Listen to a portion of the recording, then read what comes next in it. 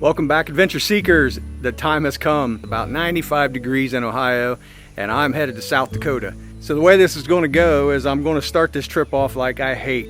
I am going to hightail it, whatever you want to call it. I am going to get there as quick as I can so I can see everything I want to see in the Badlands and in the Blackhills. I only have 11 total days.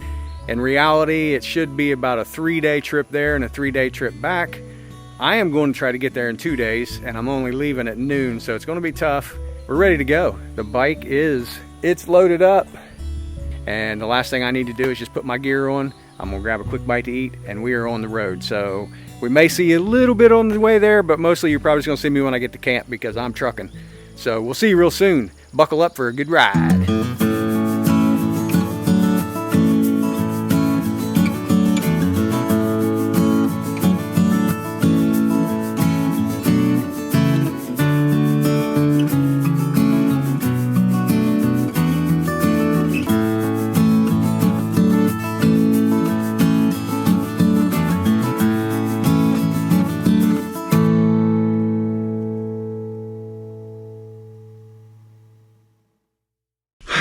Well, getting ready to leave.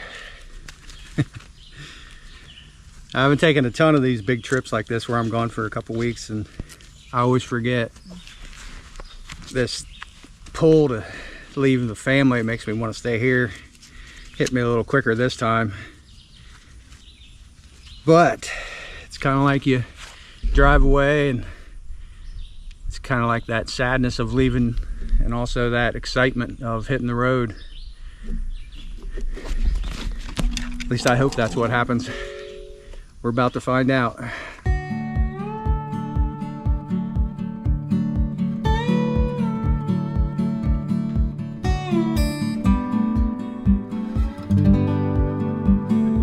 So first little dealio on the trip, I just came out from lunch, and I just happened to look down at my tire, and there's a nail or something in it. So we're going to go ahead and plug it. We're going to pull this here nail or whatever it is out. I don't think it's leaking. I think it penetrated. That was an easy fix. I just got everything out for nothing. We'll just keep an eye on it and see what happens. Well, I stopped here at this nice little rest area. We are about 6 hours into the journey. We've got 3 hours left to get there. Right now it's 97 degrees in Illinois and rising.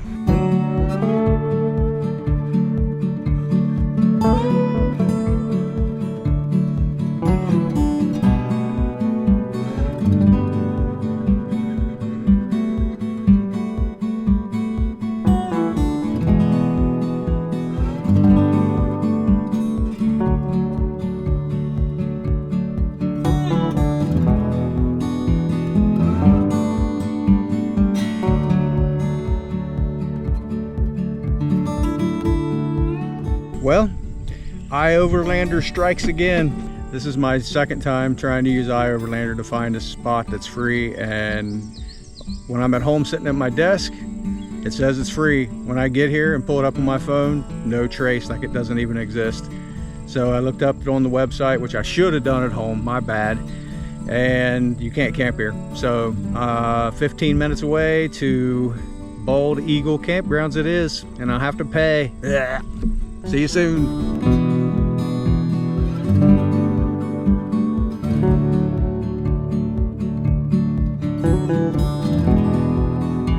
All right, we made it to the Bald Eagle or something campground, and they had a spot. No one else over there but one person far away, so we're gonna go check it out.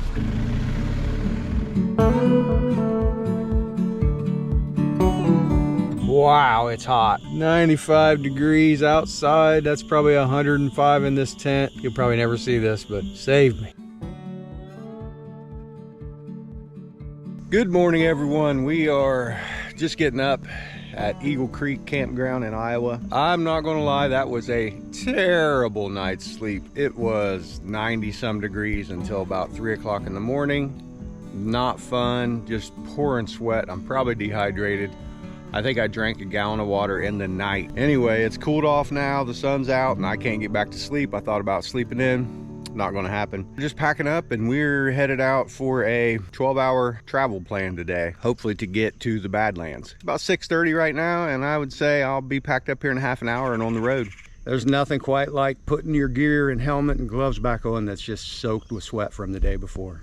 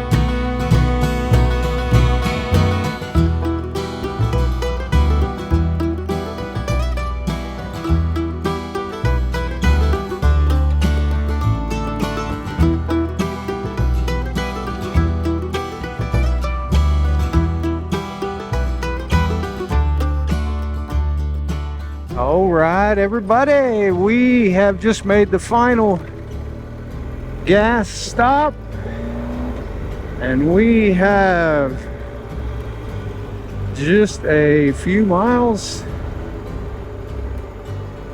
to go to do some exploring. So I really don't have any idea where I'm going. Stuff's starting to look cooler. I can see some rocky type walls back in there. Still pretty flat over here, but over here is where the magic's going to be happening. So I've got an area picked out that I want to go camp at, but I'm passing a couple on the way. Chamberlain Passes and Hughes Pass both look promising.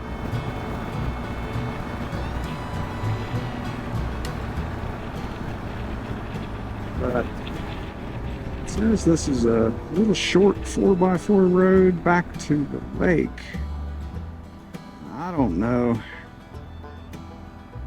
if you can get to the lake. Yeah, this would be the way to go.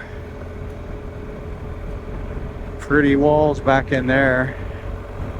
If you can't get to the lake, this is a no-go. I mean, because it looks like I got farmland on both sides of me. If there's one time in my life I was going to see this, it's right now.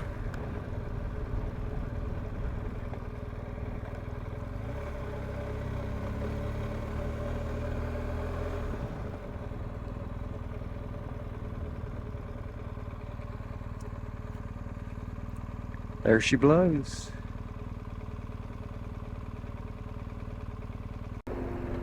All right, well, I'm sitting at my computer desk in South Salem, Ohio, and looking at Google Maps. This is the area I pulled up and I thought might just work out. And let me tell you, if I get to be over there, I'm gonna be pretty happy. Oh yeah, oh, it's all around. Let's just hope this fence is, oh, look at this. Look at this, look at this.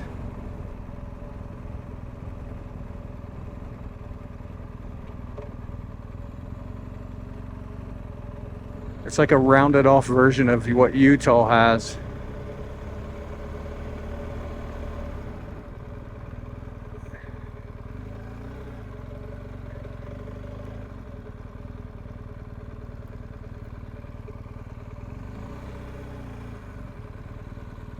Amazing.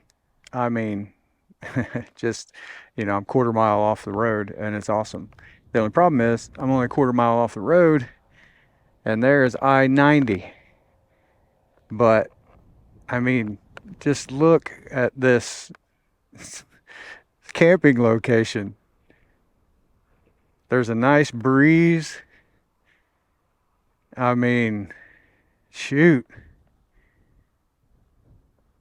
I mean, I'm going to take a little cruise, but I'm 90% sure this is where I'm going to end up. I don't know why I'm cruising down through this gorgeousness without the camera running.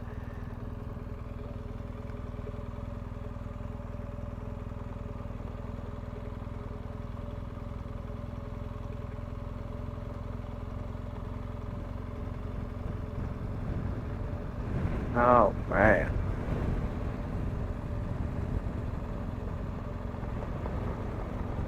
South Dakota, you're leading with a big swing.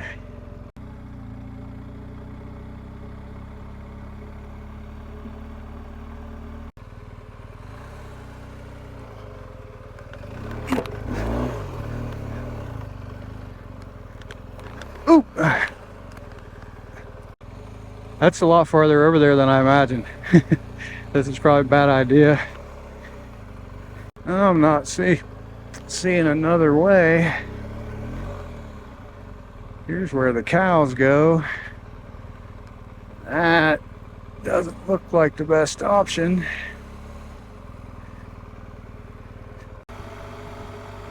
Nice little cove right there.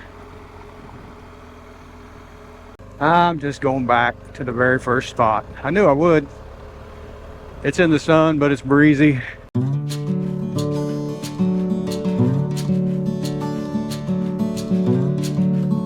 Home sweet home.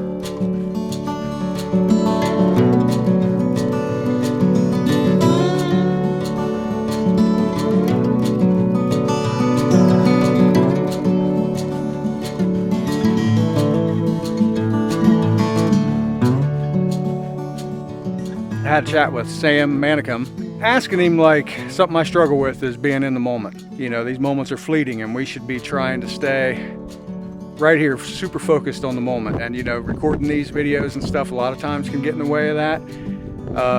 If you record any, I'm sure you know, sometimes you'll plan stuff out.